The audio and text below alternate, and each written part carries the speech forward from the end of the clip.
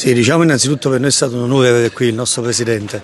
È venuto a Telese, ha onorato la cittadinanza all'inaugurazione di questo stadio fantastico che l'amministrazione comunale ha messo a disposizione della città di Telese e tutto il circondario. La presenza di De Laurentiis ha valorato ancora di più tutto ciò, perché far venire qui il Presidente del Calcio Napoli, che comunque esporta i valori sportivi e sociali nel mondo, è un di più, quel quid in più che ha reso questa giornata veramente fantastica. Poi noi come Napoli Club Valle Telesina ci tenevamo a fare gli onori di casa e ad omaggiare il Presidente di un cesto con tutti i prodotti tipici sanniti, e il Presidente credo che abbia gradito questo omaggio. Io ho augurato buon lavoro e gli ho detto di portare sempre più Napoli e il Napoli Calcio in alto, solo questo.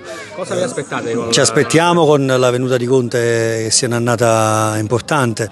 Conte è quell'allenatore che ha sempre fatto bene sulle macerie e, considerando l'anno nefasto che è stato quello scorso, appena trascorso, ci aspettiamo grandi cose. Antonio Conte con una partita a settimana ci farà divertire, ne siamo convinti, e siamo pronti come sempre ad invadere la nostra curva a Maradona. Ne siamo fiduciosi che Conte farà benissimo, perché insomma avrà una settimana per lavorare e quindi senza le coppe ci concentreremo insomma sul campionato e farà bene sicuramente, quindi forza Napoli, forza Conte. Sensazione di forza, di consapevolezza e soprattutto di voglia di lavorare, che è quella che poi serietà e voglia di lavorare, quella è l'unica cosa che serve, non serve altro, non servono chiacchierare, proclami, l'ha detto anche Antonio Conte stesso, bisogna solo lavorare, lavorare e lavorare. Non si può fare altrimenti dopo l'annata scorsa, quindi niente, mi aspetto il lavoro e la serietà come caratteristica principale.